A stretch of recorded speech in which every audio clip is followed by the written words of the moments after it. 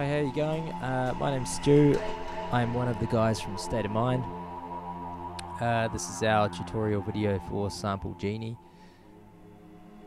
We thought we'd have a look at one of our released tunes so you can kind of see what goes on a little bit behind the scenes. We thought we'd do Spastic Audio. It was released last year on French label Pt1of.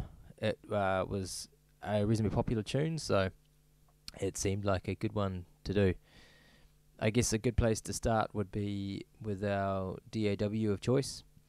We use Cubase. We currently use Cubase 7, but this project was made with Cubase 5. We actually never upgraded to number 6. In the interest of stability, we thought we'd open this demo and do it in the older version. Cubase 7 could open it, but yeah, it just kind of makes sense just to open the project in the version that it was made in. So I guess where to start, we've got these folder tracks here. We're big fans of folder tracks. Some producers don't really use them, and that always kind of surprises me when I work with them, because we end up with a lot of audio and MIDI channels. So you can see this is our drums, and then this is the bass folder, this is the effects folder, pads, and vocals. Now, this isn't one of the really bad tunes. This is actually pretty organized because we've gone through and bounced a lot of stuff, deleted a lot of double ups.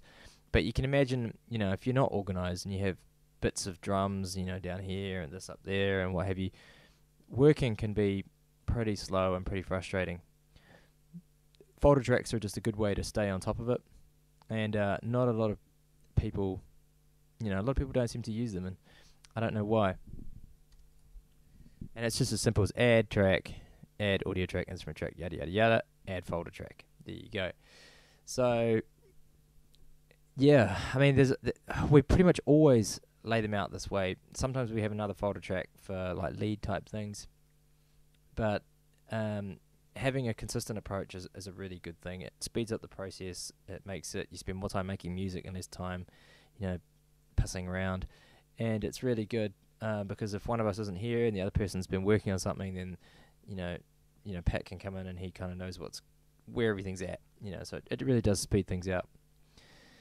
So let's take a look at the drums first. We use a combination of MIDI and audio. So for example, let's solo this folder track, get it going. Down here we've got some audio.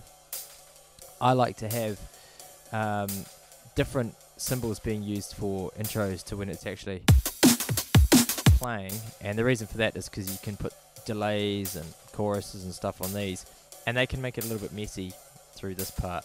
You could do it with a automation on a send, but it's, you know, it's almost just as much, it's almost more work to do it that way than it is just to duplicate a channel and throw different inserts on or have different sounds.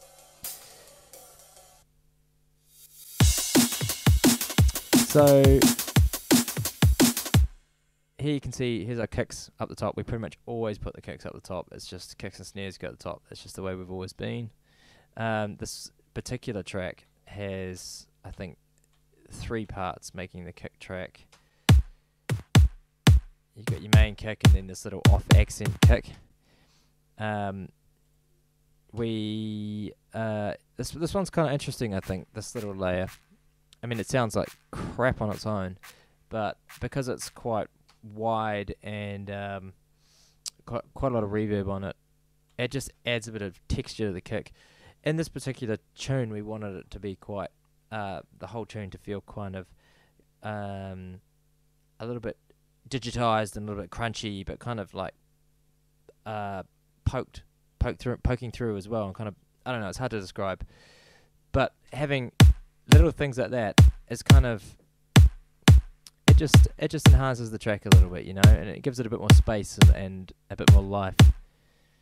And then you got that one there. Down here just below that you can see we've got this kick SC, that's just our code for kick sidechain, and we'll have a copy of the MIDI, and that just feeds off to all the various kick sidechain sends that might be around the track. Usually that'll be, you know, on your bass, your mids, quite often on the pads as well. Interestingly, we do our kicks as MIDI, and the reason for that is quite often when we start a tune, we'll just throw in any kick, and then as we progress through the tune, we'll be like, oh, this kick's not working, you know, and then rather than having to sit there and, you know, physically slice audio, for example, this is down audio here, if this was a kick and you decide you want to replace it, you'd have to delete all the samples out of this channel and then go through and reposition them, you know, copy it all through again, and that's just that's slow, that's a pain in the ass. So by doing it as MIDI, all you have to do is replace the sample in whatever your sampler is, you know, be it battery, contact, metrum, whatever you choose to use. So we're also a big fan of Superior Drummer, which I think is worth just talking about for a minute. I know Noisier freaks with this, you know, they're really into it. It is a really, really awesome piece of software. It is quite expensive though. The libraries themselves are quite expensive as well, but it sounds really good.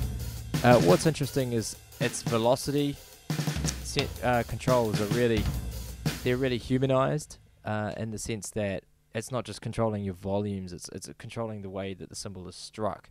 So I assume that they recorded literally, you know, 20 different hits or something for each sound, and then wherever the velocity is that's what triggers that particular sample. So it's kind of like a multi-sampler, massive multi-sampler, I think. It is really good. It has a really kind of natural live sound. Some people use Addictive Drums, pretty similar. We've tried it. We had mad stability issues, so we use Superior Drummer. Having said that, we have stability problems with Cubase 7 and Superior Drummer, so go figure.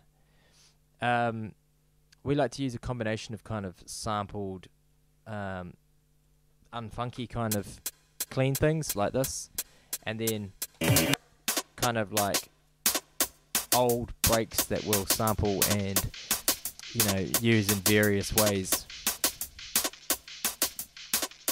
There's no right or wrong way to do it. That's just how we like to do it. We like to